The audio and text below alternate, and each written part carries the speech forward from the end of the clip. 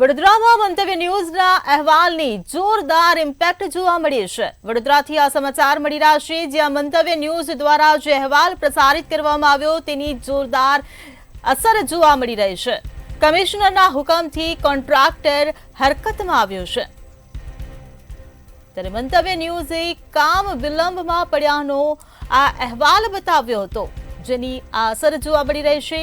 ઓમ residency સુધી white ટોપનું કામમાં વિલંબ થયો હતો। બિજલ ગાંધી કોન્ટ્રાક્ટર સામે નાગરિકોએ આક્રોશ બતાવ્યો હતો। તો મંતવ્ય ન્યૂઝ દ્વારા આ સમગ્ર અહેવાલ પ્રસારિત કરવામાં આવ્યો હતો। વૃદ્ધ નાગરિકોની સારવાર માટે હોસ્પિટલ જવું મુશ્કેલ બન્યું હતું। કમિશનરના હુકમથી અધિકારી કોન્ટ્રાક્ટરને લઈ સ્થળે પહોંચ્યા, તો કામગીરી શરૂ થતા નાગરિકોએ મંતવ્ય ન્યૂઝનો ખાસ આભાર માન્યો છે। ત્યારે મંતવ્ય ન્યૂઝની અધિકારીએ જણાવ્યું, તાત્કાલિક કામ પૂર્ણ કરવામાં આવશે। બિજલ ગાંધી કોન્ટ્રાક્ટર સામે નાગરિકોએ આક્રોશ બતાવ્યો હતો, જેનો અહેવાલ મંતવ્ય ન્યૂઝ દ્વારા પ્રસારિત કરવામાં આવ્યો હતો। ગઈકાલે મંતવ્ય ન્યૂઝના લોકો આવ્યા હતા અને એમની રજૂઆતથી કમિશનર ને બધા આજે આવ્યા હતા અને કામ તાત્કાલિક ચાલુ કરી દીધું છે। અત્યારે તો કામ ચાલુ છે એટલે મને થોડો સંતોષ છે અને મંતવ્ય ન્યૂઝનો અને કમિશનર સાહેબનો અમે આભાર માનીએ છીએ। અમે મંતવ્ય ન્યૂઝનો આભાર માનીએ છીએ। અમે જે કાલે કમ્પ્લેન કરી હતી એના પર આગળ પગલાં લેવાયા છે અને આજથી કામગીરી ચાલુ થઈ ગઈ છે।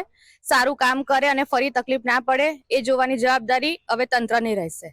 સવિતા હોસ્પિટલ સામેનો જે ટીપી રોડ હતો તે પહેલા ડામરનો રોડ હતો। આ રસ્તા પર વરસાદી ગટર નથી અને આપણે વ્હાઇટ ટોપનું પ્લાનિંગ કર્યું, કારણ કે આ રોડ પર પાણી ભરાઈ જતું અને પાણી નિકાલ નથી, એટલે સૌ પ્રથમ આ રોડ પર આપણે વરસાદી ગટર નાખી, પછી વરસાદ આવ્યો અને પછી દિવાળી પહેલા આપણે કામગીરી ચાલુ કરી, પરંતુ કમોસમી વરસાદના કારણે સંજોગ વરસાદ કામગીરી ઈજા દ્વારા હાથ ધરી શકાઈ ન હતી। અને હાલમાં પણ જે ગઈકાલનો પ્રસંગ બન્યો, ખોદકામ કરીને અધૂરું રાખ્યું હતું, એ આપણે આજથી શરૂ કર્યું છે અને પીસીસી કરીને લોકોને અવર જવર માટે થાય અને કોઈને તકલીફ ના પડે પબ્લિકને અવર જવરમાં, એ રીતના કામગીરી કરાવવાના છે। મંતવ્ય ન્યૂઝના અહેવાલની અસર।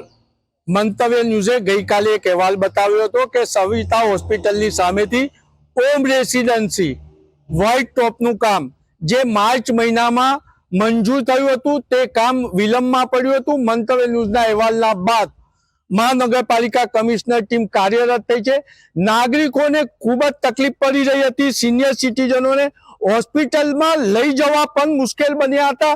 કોઈ મોટી હોનારત પણ થઈ શકે છે એવી મંતવ્ય ન્યૂઝે અહેવાલ બતાવ્યો। ત્યારબાદ મહાનગરપાલિકાના કમિશનરે આદેશ આપ્યા અને કામગીરી તાત્કાલિક શરૂ કરાવી। ત્યારે સવાલ એ ઉભો થાય છે કે અહીંના સ્થાનિક કાઉન્સિલર ઘનશ્યામ સોલંકી, જે પોતે સ્થાયી સમિતિમાં છે ને આ કામ મંજૂર કરવા માટે પોતે પણ જવાબદાર હતા, જ્યારે ટેન્ડર મંજૂર કરવાનું હોય ત્યારે સ્થાયી સમિતિ મલઈ ખાધી હોય તેમ તાત્કાલિક રસ દાખવે છે, પરંતુ ટેન્ડર આપી દીધા બાદ કામ વિલંબમાં થાય છે।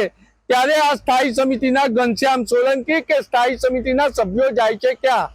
સ્થાયી સમિતિમાં સભ્ય બને છે તો આ વિસ્તારના નાગરિકોના મતથી બને છે, પરંતુ નાગરિકોને વફાદાર રહેવાના બદલે કોન્ટ્રાક્ટરોને વફાદાર થાય છે અને એના માટે જ મીડિયાનો સહારો નાગરિકો લે છે। મીડિયાને અહેવાલ બાદ કમિશનરે નાગરિકોની વેદનાને વાચા આપી અને તાત્કાલિક કામગીરી શરૂ કરાવી છે। હવે આશા રાખીએ ટેન્ડર મંજૂર કરનારા ચોકીદાર બની અને આ કામ સારું થાય એની નિગરાની રાખે। કેમેરામેન મિલિંદ મેલે સાથે નિલેશ બ્રહ્મભટ્ટ, મંતવ્ય ન્યૂઝ, વડોદરા।